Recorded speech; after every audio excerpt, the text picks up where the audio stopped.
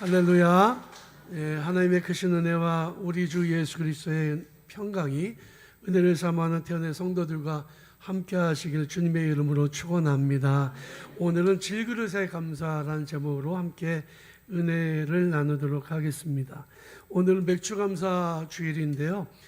맥주감사라고 하면 보리를 추수해서 감사절을 지키는 거죠. 성경에 보면은 이 맥주감사절과 수장절이라고 하는 두 개의 감사절기가 있었습니다. 맥주감사의 의미는 중간 결산 감사의 의미가 있고, 수장절, 우리가 지키는 추수감사절은 한 해를 마무리하는 감사의 의미가 있습니다. 과거에 우리나라는 보릿고개라는 게 있었잖아요. 그래서 먹는 것이 너무 없어서 굶어 죽는 사람도 많았고, 이때는 보리를 추수할 때까지 그냥 근근히 초근 목표를 견디다가 보리를 추수하면 정말 감사하면서 이 기근을 벗어나는 그런 기억이 있었던 것 같습니다. 우리는 과거에 비해서 정말 잘 살게 되었고요. 지금은 농사 짓는 때도 아니니까 사실 맥주감사의 의미가 농사와는 별로 상관이 없을 것입니다. 하지만 우리는 이 맥주감사절을 한 해의 중간 결산으로 이해하시면 좋을 것 같아요. 특별히 맥주감사절은 첫 열매를 하나님 앞에 드리는 그런 감사의 의미가 있습니다. 한 해의 중간 지점에 드리는 중간 결산과 감사의 의미를 되새기면서 맥주감사주일을 저와 함께 은혜롭게 예배를 드리면 참 좋겠습니다. 맥주감사절을 맞이하면서 우리는 우리 자신을 한번 돌아봤으면 좋겠어요. 나는 어떠한 감사로 하나님께 영광을 돌리고 있는가 하는 것입니다. 그리고 우리 자신은 또 어떤 존재인가 하는 거죠. 지난 주간에 이렇게 생각지도 못하게 사고로 뼈가 부러지는 교인들이 좀 있었잖아요. 우리가 참 이런 넘어져도 안 부러지고 그냥 튼튼하면 얼마나 좋겠냐 이런 생각을 하지만, 사실 우리 인간은 너무나도 연약한 존재라서 넘어지면 깨지고 까지고 상하고 부러지는 것이 자연스러운 일이죠. 그런 의미에서 오늘 본 말씀에서 사도 바울은 질그릇이라는 표현을 썼던 것이 아닌가 생각을 합니다.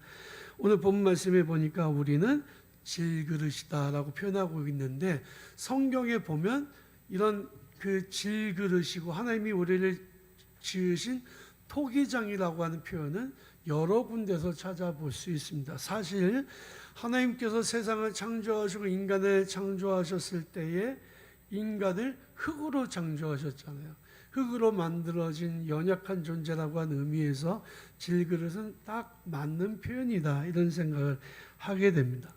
또 우리가 뭔가 자꾸 입 속으로 집어넣잖아요.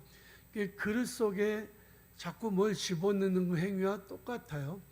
의학적으로 보면 사실은 우리의 식도나 또 위나 장이나 이 모든 것들이 사실은 그 내부에 그 속한 게 아니라 외부에 속한 것이랍니다. 그래서 우리가 그 독이나 이런 것들은 이렇게 어느 정도 바깥으로 소화가 되는데, 내부 장기 같으면 이제 혈관으로 들어가거나 몸 안으로 직접적으로 들어가는 것은 몸이 감당하지 못합니다. 좀 상한 것도 우리가 우리 몸을 통과해서 바깥으로 나갈 때까지 우리 몸을 괴롭힐 뿐이지 사실은 큰 영향을 미치지 못하는 것이 아마 우리가 그 그릇과 같은 존재이기 때문에 그런 것이 아닌가를 생각해 봤습니다. 사실 제가 AI한테 물어봤어요. 우리 몸에 있는 그 성분이 얼마 정도 되냐. 그게 이제 우리 몸 안에 있는 성분이 뭐 황인, 뭐 칼슘, 칼륨, 뭐 산소가 차지하는 게 63%인가 되더라고요. 물이 또 산소로 분해될 수 있으니까 그걸 다 계산을 해보니까 얼마 정도냐 그랬더니 그 재료만으로는 23만 원 정도 한답니다. 그런데 그러면 이걸 가지고 제품을 만들면 얼마에 팔 수 있을까 했더니 제일 잘 만들면 한 3천만 원 정도랍니다.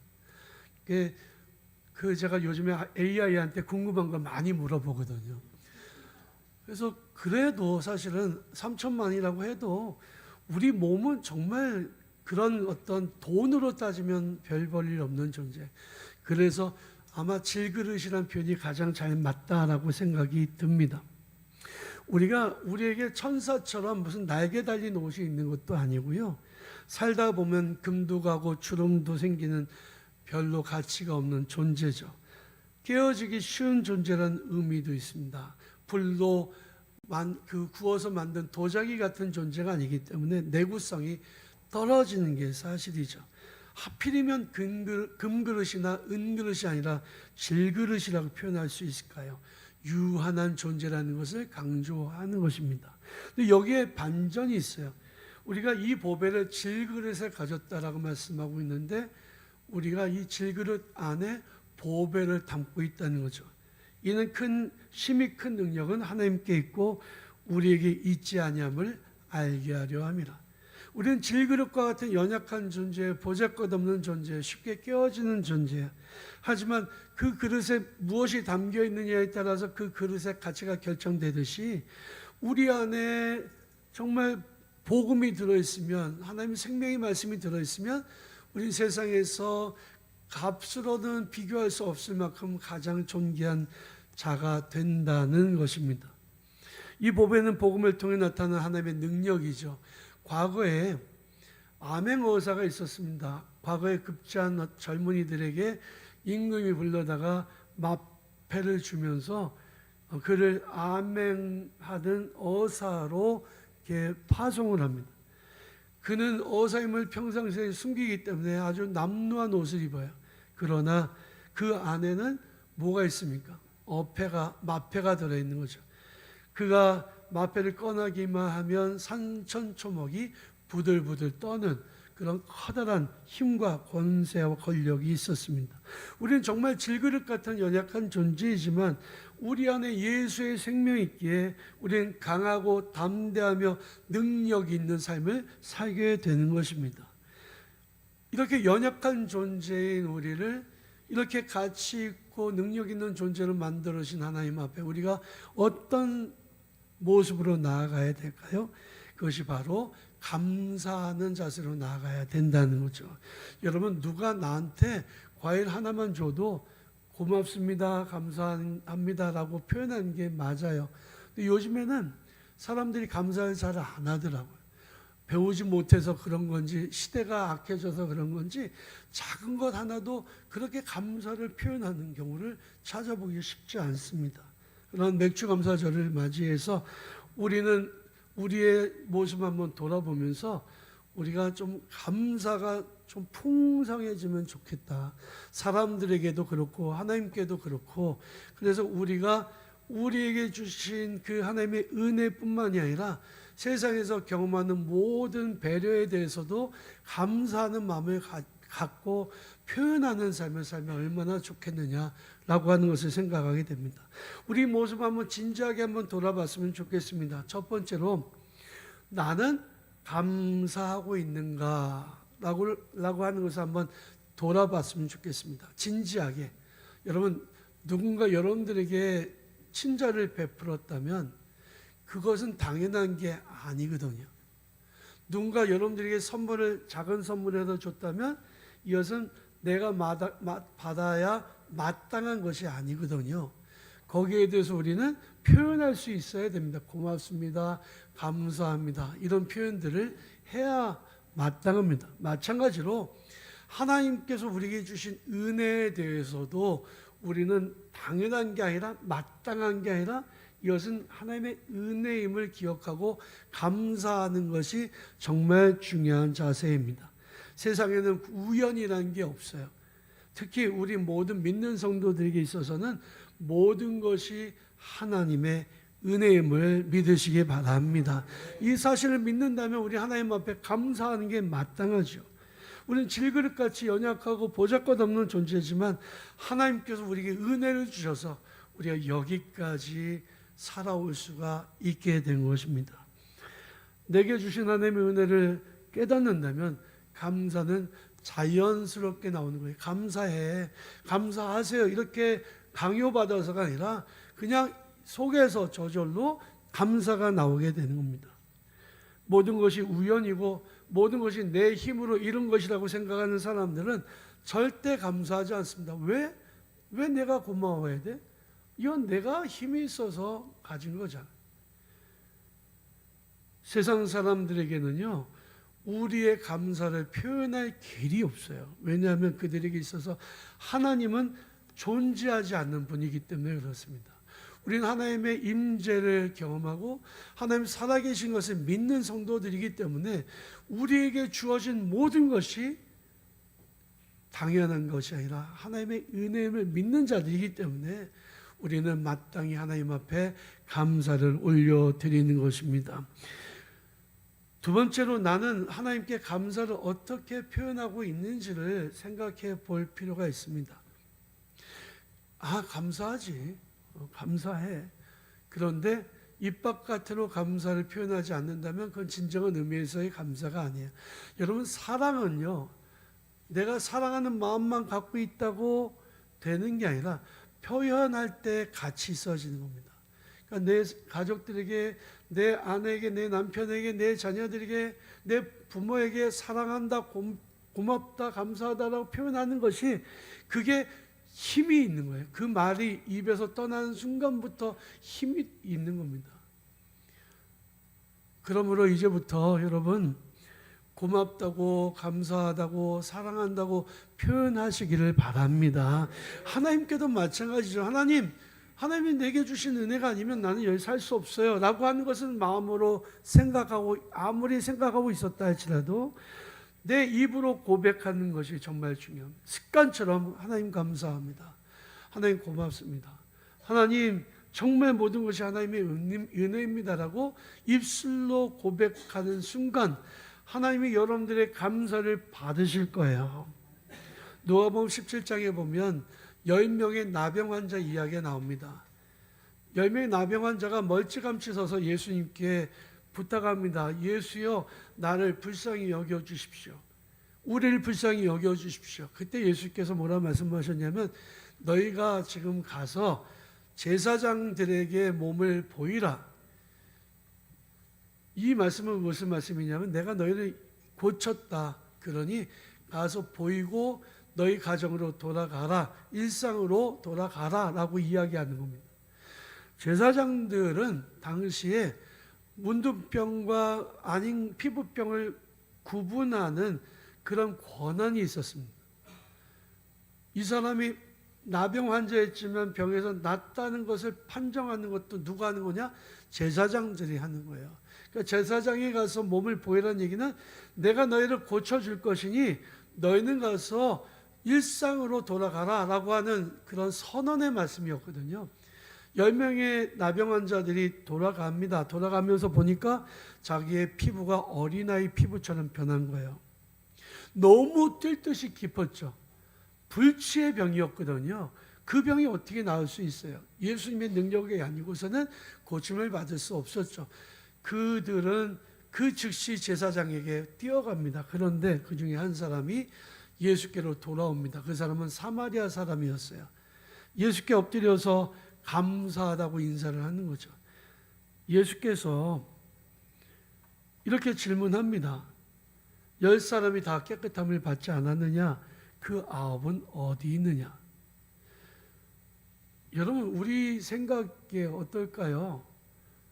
내가 나병 환자였다. 그런데 그 병이 깨끗이 나았다. 그러면 당연히 고쳐주신 예수님께 와서 감사를 표현해야 되지 않겠습니까? 그런데 9명의 나병 환자들이 있어서 더 중요하고 더 급한 일이 있었다. 그게 뭐예요? 제사장에게 가서 병이 나았다는 것을 확인받는 일이었다. 여러분, 감사보다 더 급한 일은 없다는 사실을 여러분들이 깨달으시기를 바랍니다. 이 9명의 나병 환자들은요, 은혜의 가치를 몰랐던 사람이에요. 감사는 하나님의 마음을 기쁘시게 해드리는 행위죠. 이 시대는 감사를 잃어버린 시대입니다. 중요한 것은 감사는 상황의 문제가 아니에요. 내가 이 상황에 어떻게 감사해? 상황의 문제가 아니라 태도의 문제다. 내가 평상시에 모든 것이 하나님의 은혜라고 고백한다면 내가 지금 어렵고 힘들어도 정말 고난이 내게 닥쳐와도 감사할 수 있는 거예요. 구약 성경에 나타나는 욥의 경우 그가 겪은 고난은 이루 말할 수 없는 정말 끔찍한 고난이었습니다. 그러나 그는 그 상황 속에서도 하나님께 불평하거나 원망하지 않고 감사했습니다. 너무 기가 막히니까 욥의 아내는 욥에게 이렇게 말합니다. 차라리 저주하고 하나님을 저주하고 죽어버려라. 아니 이런 거지 같은 상황에서 어떻게 감사를 하냐? 어떻게 불평 안 할 수 있냐? 그런데 욥은 이렇게 고백하죠. 주신 분도 하나님, 거두어 가신 분도 하나님. 이 모든 일에 욥은 어떠한 입술로 불평의 말을 한마디도 하지 않았다는 거예요. 주신 분이 하나님이신데 거두어 가시는 게 그게 내가 불평한 일이냐는 거예요. 감사는 태도의 문제예요. 여러분들이 하나님 앞에서 어떤 태도를 가지고 있는지를 한번 돌아보시기를 바랍니다. 그리고 불평하지 말고 감사하는 삶을 사시기를 바랍니다. 한숨이나 불평은 성도에게 마땅한 게 아닙니다. 감사가 마땅한 거죠. 감사를 생활화하시기 바랍니다. 삶 속에서 늘 감사하시기를 바랍니다. 감사를 습관화하시기 바랍니다. 입술만 열면 하나님 감사합니다가 나와야 돼요. 맥주검사절을 맞이해서 스스로 한번 질문을 던져보세요. 나는 예수님께 다시 돌아왔던 그 한 명의 사마리아 사람처럼 감사하고 있는가? 아니면 나머지 9명처럼 감사를 잊고 있는가? 내게 주신 하나님의 은혜를 기억하며 감사할 때 감사는 또 다른 감사의 제목을 낳게 됩니다. 세 번째로 나의 감사 이후에 나의 삶은 놀라운 변화가 시작이 됩니다. 예수께서는 감사로 돌아온 사마리아 사람에게 이렇게 말씀하셨습니다. 일어나 가라, 내 믿음이 너를 구원하였느니라. 아까는요 병을 고쳐달라는 간구였어요. 그런데 알고 보니까 그들은 자기들의 상황에만 관심이 있었고 주님께 진정한 믿음을 가지고 있었던 게 아니었죠. 돌아온 사마리아 사람을 보고 예수님께서 말씀하십니다. 내 믿음이 너를 낫게 하였다. 감사가 믿음이라는 거죠. 믿음이 있으면 감사할 수 있는 거예요. 감사하면 믿음이 더욱더 뜨거워지는 거죠. 여러분, 우리는 여전히 연약하고 깨지기 쉬운 질그릇과 같은 존재입니다. 하지만 나에게 확실한 삶의 목적과 꿈이 있다면 이전과는 다른 새로운 축복의 삶을 살아가게 되는 거죠. 감사로 제사 드린 자가 하나님이 영화롭게 하나니 그 행위를 옳게 하는 자에게 내가 하나님의 구원을 보이신다고 시편 50편에서 말씀하고 있는 것처럼 감사하는 자에게는 하나님이 함께 하시고 그들에게 축복의 새날을 열어주심을 믿으시기 바랍니다. 이전에 보이지 않던 길이 보이게 될 것이고 이전 해결할 수 없었던 문제를 해결할 수 있는 능력을 갖게 될 것입니다. 그러므로 감사는 문제 해결의 열쇠요, 축복의 마중물입니다. 진정한 감사는 하나님께서 받으시고 감사로 예배드리는 자가 하나님을 기쁘시게 해드리니 그러므로 사랑하는 성도 여러분 더 깊이 하나님 앞에 감사로 영광 돌려드리시기 바랍니다. 오늘 15절 말씀에 보니까 이렇게 말씀하고 있어요. 이는 모든 것이 너희를 위함이니 많은 사람의 감사로 말미암아 은혜가 더하여 넘쳐서 하나님께 영광을 돌리게 하려 합니다. 우리 태어날 성도들은 세상의 어떤 사람들보다도 더 하나님께 감사를 잘하는 또 감사를 많이 하는 성도들이 되시기를, 그리하여 은혜가 더욱 넘치는 축복의 삶을 사시기를 주님의 이름으로 축원합니다.